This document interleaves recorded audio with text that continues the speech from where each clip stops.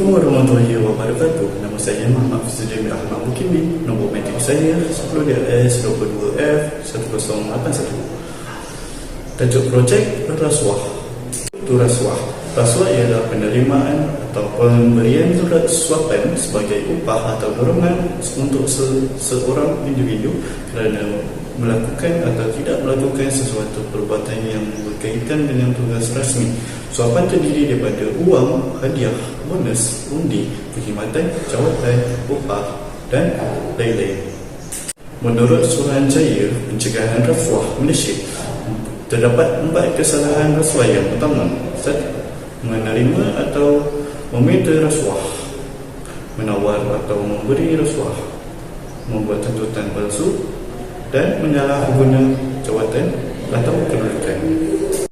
Pemberian rasuah jika tidak dibendung akan mengakibatkan banyak masalah sosial kerana undang-undang tidak akan dipatuhi dengan sepenuhnya, maka kegiatan jenayah dan ketidakadilan akan berlangsung. Rasuah di kalangan penguatkuasa adalah perkara biasa di kebanyakan negara pengeluar aturan dan negara miskin, terutamanya di Amerika Latin. Rasuah yang wujud dalam bidang politik dan pentadbiran mungkin berbentuk sama ada ringan atau berat, terancam atau tidak. Rasuah tidak sekadar memudahkan atau mengalahkan jenayah seperti pelacuran, memasukkan wang, cetak rombak dan penyeludupan. Kesannya akan lebih meluas lagi. Contoh kes jenayah rasuah ialah seperti video berikut. Seorang pengarah bahagian pengurusan fasiliti sebuah universiti awam di Melaka direman 6 hari berhubung kes menerima rasuah sebuah kereta bernilai lebih RM170,000. Perintah reman itu dikeluarkan Magistrate Mazana Sinin sehingga 26 September ini. Lelaki berusia 50-an itu direman bagi membantu siasatan mengikut Seksyen 17-A atas Suruhanjaya Pencegahan Rasuah Malaysia SPRM 2009. Jika sabit kesalahan, tertuduh boleh dikenakan penjara maksimum 20 tahun dan didenda tidak kurang 5 kali nilai suapan jika suapan dapat dinilai atau RM10,000 mana yang lebih tinggi. Semalam pengarah SPRM Melaka Muhammad Syahril Cik Saad dilaporkan berkata, lelaki itu ditahan kira-kira 3 petang di pejabat SPRM Melaka di Alai selepas hadir memberi keterangan. Siasatan awal mendapati dia telah menerima satu suapan harta alih iaitu sebuah kereta jenis Honda Accord 2.4 iVTEC yang dianggarkan berjumlah RM174,500 daripada seorang pemilik syarikat kontraktor di Klang, Selangor. Tindakan itu adalah sebagai dorongan untuknya memperoleh tender terbuka bernilai RM1.65 juta.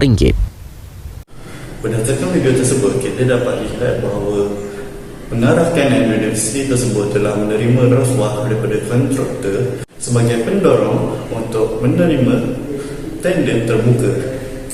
Seterusnya, saya lanjutkan pembentangan ini kepada rakan-rakan saya untuk bertemu dengan orang awam terhadap isu rasuah.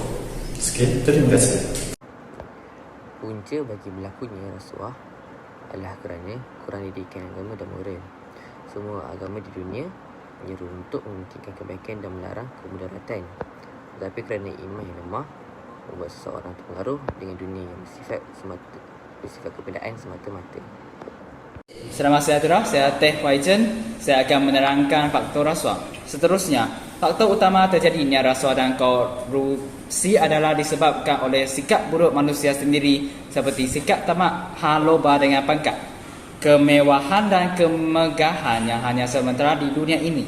Faktor kedua yang menjadi punca berlakunya rasuah dan korupsi adalah disebabkan kelemahan kepimpinan dalam sistem pengurusan pentadbiran dalam sesebuah organisasi. Faktor ketiga, berlakunya rasuah dan korupsi adalah disebabkan masalah pendapatan dalam sesebuah keluarga. Kesan pertama daripada rasuah adalah memburukkan taraf kemiskinan kerana sumber untuk bantuan yang telah ditetapkan bagi golongan miskin telah diselewengkan. Seterusnya, kesan rasuah. Kesan pertama ialah sistem pemerintahan menjadi lemah sekaligus menyebabkan imej negara pada mata dunia terlacak. Kesan seterusnya adalah kemerosotan ekonomi negara. Kesan ketiga adalah rasuah akan menjejaskan imej dan kredibiliti negara. Assalamualaikum warahmatullahi wabarakatuh dan selamat sejahtera. Nama saya Muhammad Syazwan bin Muhammad Syahbudin dari kelas DLS 1A. Nombor kat matrik 10 DLS 22F 1006. Tugasan kami pada hari ini sangat menarik dan merupakan isu yang sering diperkatakan di negara kita. Jadi kita tidak menafikan pada masa kini orang yang ingin memperolehi jawatan besar maupun ingin jalan yang mudah bagi kepentingan diri sanggup memberi suapan kepada seseorang untuk asalkan mereka dapat apa yang mereka mahukan. Jadi tajuk kami pada hari ini ialah rasuah bagi peningkatan dan peningkatan integriti yang mengelakkan negara tertimbus di dalam tumbuh kemiskinan. Bagi meneruskan dengan lebih lanjut, suka untuk saya memberikan sedikit sebanyak definisi dan maksud rasuah. Jadi rasuah merupakan penerimaan atau pemberian suapan sebagai upah atau dorongan untuk seseorang individu dalam bentuk wang, hadiah, bonus dan jawatan. Jadi tanpa melengahkan masa lagi, saya ingin Tuan Ramah kan Politeknik Seberang Perai untuk menceritakan tentang apa yang mereka tahu tentang rasuah. Jadi mari kita teruskan. Assalamualaikum Cik. Salam. Saya Muhammad Syazwan. Jadi kami ingin kembangkan apa yang tajuk kami ingin sampaikan, iaitu rasuah. Jadi boleh saya bertemu ramah Encik. Terlebih dahulu saya ingin tanya nama Encik dahulu. Nama saya Muhammad Aiman Arif Husaini dari Jabatan Kedudukan Negeri. Okay. Boleh saya bertemu ramah Encik dengan bertanyakan 2-3 soalan Encik? Boleh. Boleh. Ramzan. Jadi saya ingin bertanya pada pendapat Encik tentang rasuah. Adakah rasuah penyebab negara kita tertimbus dalam kemiskinan? Pada pendapat saya rasa ya, sebab rasuah adalah sebab negara kita tertimbus dalam kemiskinan. Sebabnya kerana rasuah membantutkan ekonomi. Oh, cukup menarik apa yang jawapan Encik sampaikan tadi. Seperti yang kita tahu di dalam akhbar satu ketika dahulu, rasuah amat popular di kalangan penjawat awam. Okay. Jadi apakah kesan buruk jika mereka menerima rasuah tersebut, dan apakah kesan kepada negara kita? Saya rasa untuk negara kita dari segi ekonomi akan tergugat. Sebab jika mereka menerima rasuah ni yang sepatutnya daripada yang manahkan menjalankan tugas, tetapi mereka pecah amanah, hal ni akan menyebabkan ekonomi negara terus terbantut. Jadi adakah negara kita berpeluang untuk mencegah dari rasuah, dan bagaimana untuk membendung penularan rasuah tersebut dalam kalangan kita? Saya rasa tidak mudah untuk kita membasmi wabak ni, sebab keseluruhan yang kita boleh mengekalkan dari akar dengan mengecam perbuatan tersebut sehingga diusulkan ke dalam parlimen. Negara kita perlu mengeluarkan akta baru di mana seseorang penjawat awam tu yang menerima atau memberi akan diwujudkan jawatan. Jadi benarlah bahawa tidak mudah untuk negara kita 100% mencegah rasuah, tetapi kita dapat mengawal gejala rasuah tersebut dari awal lagi. Kita perlu membentuknya, kan. Jadi terima kasih pada Encik Aiman Harith. Okay, jadi bagi mengakhiri perbualan kita, suka untuk saya memberikan pantun. Daging dicincang menjadi halus untuk dimasak bersama rumpun buluh. Kalau masyarakat bersikap telus, wabak rasuah hancur dulu. Abang sekarang ni, abang sama mana? Saya rasa Selangor. Selangor? Oh, abang umur apa? Saya dah 18 dah. 18? Okay. Okay, saya nak tanya abang melalui apa tu pasal rasuah ni lah. Okey, apa pada abang pasal rasuah?